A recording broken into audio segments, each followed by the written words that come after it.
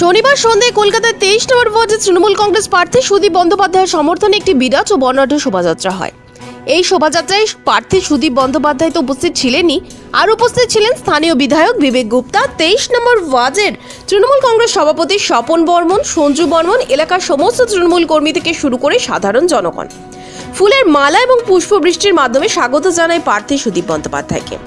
সুদীপ বন্দ্যোপাধ্যায় বলেন, একসময় আমাদের ধারণা ছিল 23 নম্বর ওয়ার্ড ততটা তৃণমূলকে সাপোর্ট করে না, যেহেতু 23 নম্বর ওয়ার্ড থেকে পৌরসভায় বিজেপি জিতেছে। গত বছর 1 ঘন্টার র্যালি শেষ হয়েছে, কিন্তু এবছর আপনারাই দেখুন শুধু মানুষ আর মানুষ, মালা আর মালা। সময় লাগলো 2.5 ঘন্টায়।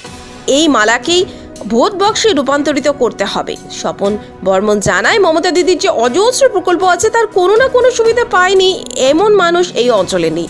দিদি সারা বাংলা ঘুরে প্রচার করেছেন, আমরা তার সঙ্গে আছি।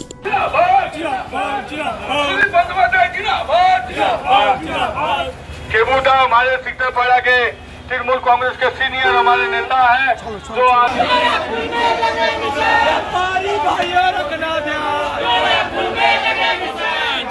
चाची रखना दिया भैया भाभी भाई जीतेगा, सुदीप जीतेगा, बंदोपाध्याय को विजयी बना।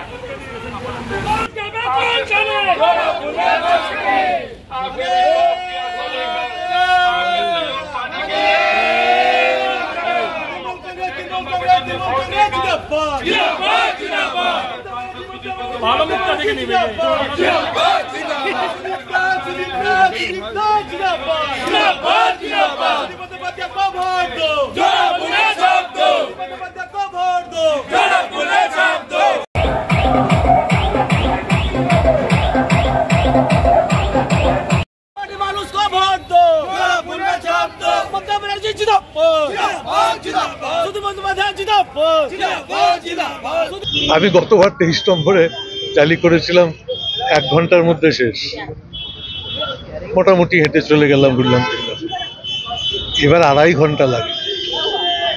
এবং রাস্তার দুদিকে মানুষ, তেমনি মিছিলে মানুষ, মানুষের মানুষ, মালাই মালা, লোকে লোক। এই মালাকে ভোটে বদলাতে হবে। এটা স্বপন বর্মন একটা অবিশ্বাস্য কাজ করেছে। খুব খুশি হয়েছি আজকে মিছিল করে।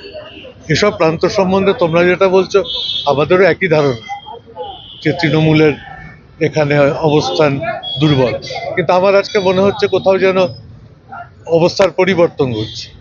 বিবেক গুপ্ত আমাদের সঙ্গে ছিল, কিন্তু কৃতিত্ব সবটাই স্বপন বর্মনের। একটা ওয়ার্ডের মধ্যে আমি 5টা জায়গায় এইভাবে অটোতে করে কিছু কিছু গলি অতিক্রম করেছি, তার মধ্যে এই 23 নম্বরও একটা। আচ্ছা, আজকে কি আপনার যে র্যালি সব কটা ওয়ার্ড কি আজকে সম্পন্ন হলো? যেরকম আমরা কালকে শুনেছিলাম আপনি 11 নম্বর ওয়ার্ডে বলেছিলেন যে আজকেই যে আপনার র্যালিটা সেটাই লাস্ট, আর এরপরে কি? এরপরে আমার একটা জায়গায় যাব, কিন্তু ওটা রিপিট টাইপ, কিন্তু অল 60 ওয়ার্ডস র্যালি কমপ্লিটেড খুব এফেক্টিভলি এবং খুব কনসাসলি, খুব সাফল্যের। তো বিজেপির কাউন্সিলর এই ওয়ার্ডে আছে, কিন্তু দীর্ঘদিন ধরে এই ওয়ার্ডে একটা মমতা বন্দ্যোপাধ্যায়ের সৈনিক হিসাবে কাজ করছে দীর্ঘ দিন ধরে, এবং এমন কোনো ওয়ার্ডের মানুষ নেই যে তৃণমূল কংগ্রেসের মমতা বন্দ্যোপাধ্যায়ের এই পরিকল্পনা, স্বাস্থ্যসাথী থেকে লক্ষ্মী ভাণ্ডার থেকে রূপশ্রী থেকে, কেউ এমন নেই যে সে পায়নি। এবং 365 দিনের মধ্যে 364 দিন মানুষের কারুকে হসপিটালে ভর্তি করা, কারো স্কুলে ভর্তি করা, কে গরিব মানুষ তাকে সাহায্য করা, এটাই আমাদের কাজ, আমাদের আর কোনো কাজ নেই। হয়তো বিজেপির এই ওয়ার্ড আমাদের দুর্ভাগ্য, কিন্তু মমতা বন্দ্যোপাধ্যায় ভালোবাসা, আমাদের লোকসভার সাংসদ সুদীপ বন্দ্যোপাধ্যায়ের ভালোবাসা, আমাদের বিধায়ক বিবেক গুপ্তার ভালোবাসা মানুষের মনে মনে আছে, এবং আপনারা চোখে দেখেছেন এই ওয়ার্ডের মানুষ কত ভালোবাসে আমাদের। এইটাই আমাদের সম্বল, এবং আমরা কাজের মধ্য দিয়ে আমরা মানুষের কাছে ভোট চাইছি। আমাদের তো সকালবেলা উঠে আমরা সূর্যদেবকে অর্ঘ্য দিয়ে মা বাবার পা ছুঁয়ে ঈশ্বরের পুজো দিয়ে তারপরে আমরা বেরিয়ে কাজ করি। আমাদের ধর্মের কথা বলতে হয় না। মানুষ চায়, গরিব মানুষ চায় তার বাড়ির একজন ছেলের চাকরি, গরিব মানুষ চায় ফ্রি রেশন, কে দিয়েছে? মমতা বন্দ্যোপাধ্যায়। গরিব মানুষ চায় তার যে ছেলে বড় হচ্ছে তার ভবিষ্যৎ, মমতা বন্দ্যোপাধ্যায় দিয়েছে স্টুডেন্ট ক্রেডিট কার্ড। মানুষ চায় তার মা, তার দিদি উপকৃত হোক, মমতা বন্দ্যোপাধ্যায় দিয়েছে লক্ষ্মীর ভান্ডার। একটা মানুষ চায় স্কুলের বাচ্চা তার লেখাপড়া করবে, সেখানে মমতা বন্দ্যোপাধ্যায় দিয়েছে কন্যাশ্রী। ছোট ছোট স্কুলের বাচ্চাদের মিড ডে মিল ফ্রি, জামা কাপড় ফ্রি, বই ফ্রি, স্কুলের সমস্ত কিছু ফ্রি, ঘরে ঘরে রেশন। মোদিজিকে ভাবতে বলুন, যার নিজের বউ তার মনের কথা না শুনে ভারতবর্ষে বাড়ি থেকে পালিয়ে যায়, সে ভারতবর্ষের মানুষকে মনের কথা শোনাচ্ছে। মমতা বন্দ্যোপাধ্যায়ের মনের কথা, মমতা বন্দ্যোপাধ্যায়ের মানুষের কথা এ ঘরে ঘরে মানুষ জানে। কখনো গুজরাটে রাম, কখনো কর্ণাটকে হনুমান। এরা তো আমাদের ভরসা, এরা আমাদের আশা, এদের প্রতি আমাদের আস্থা। কিন্তু মানুষ চায় রুটি, কাপড়া और मकान, এটা চায়। এর জন্যই লড়াই, এর জন্যই চিন্তা মমতাদি। সারা বাংলা পাগলের মতন ঘুরে বেড়াচ্ছে দিদিমণি এই মানুষের জন্য। 100 দিনের কাজের টাকা পাচ্ছে না বাংলা, বাংলাকে ভাতে মারার চক্রান্ত হচ্ছে। নির্বাচন কমিশন এখন ভারতবর্ষের মোদিবাবুর 1 নম্বর লোক হয়ে গেছে। আপনি দেখুন, ধর্মের কথা ওরা বলে। আমাদের মারবাড়িদের সবার থেকে বড় ফেস্টিভ্যাল হচ্ছে গনগোর। তার জন্য ইলেকশন কমিশন বলছে পারমিশন নিতে হবে, নাহলে প্রসেশন বার করতে দেব না। এটা তো ইলেকশন কমিশন, এটা তো রিলিজিয়াস কমিশন নয়। এটা হচ্ছে ধর্মের নামে মানুষকে বোকা বানানো। আর আমরা এই মাতৃভূমি, মায়ের ভূমি, মা কালীর ভূমি, মা দুর্গার ভূমি, মা অন্নপূর্ণার ভূমি, মা তারার ভূমি। এই বাংলা মমতা বন্দ্যোপাধ্যায় দেখানো পথ অনুসরণ করবে এবং এই বাংলায় ভারতবর্ষের যারা যারা আজকে বড় বড় কথা বলছে তাদের দলের ধুলিস্যাৎ হবে। আজ নয় কাল ধুলিস্যাৎ হবে, ধুলিস্যাৎ হবে। দাদা আর একটা প্রশ্ন, যেরকম সুদীপদা বললেন যে এর আগের বারে যখন উনি 23 নম্বরে র্যালি করেছেন 1 ঘন্টার মধ্যে র্যালি কমপ্লিট, এবং আজকে উনি র্যালি করলেন দীর্ঘ 2.5 ঘন্টা এবং ততোধিক সময় ধরে উনি র্যালি করেছেন। আজকে মানে মানুষের জনরোষ আগের থেকে অনেক বেশি। কি মনে হয় কতটা আশাবাদী এবারে? আশা মানে 100% আশা। আশাই তো সবার থেকে বড় ব্যাপার। এই পরিস্থিতি হতো না, এই পরিস্থিতি যদি উপযুক্ত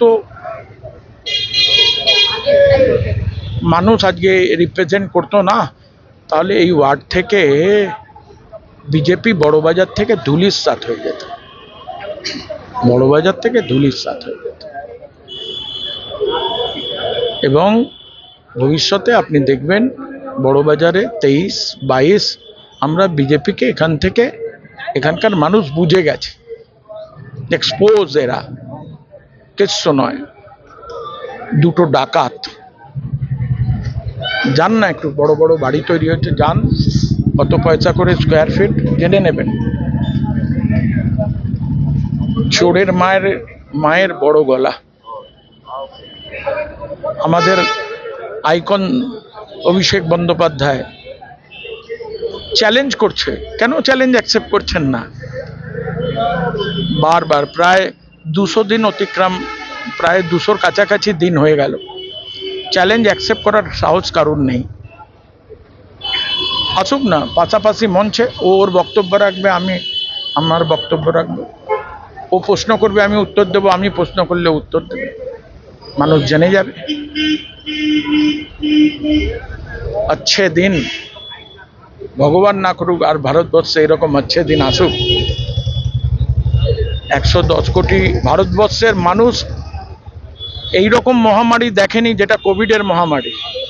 ভারতবর্ষের প্রধানমন্ত্রী ভারতবর্ষে কোভিডের একটা টিকার জন্য পয়সা নেই তার, আর ভারতবর্ষের শিল্পপতি যারা ব্যাংকের টাকা লুট করেছে তাদেরকে মুকুব করে দিচ্ছে। এই হচ্ছে ভারতবর্ষের প্রধানমন্ত্রী। ধর্মের কথা বলে, যান গুজরাটে গিয়ে দেখুন।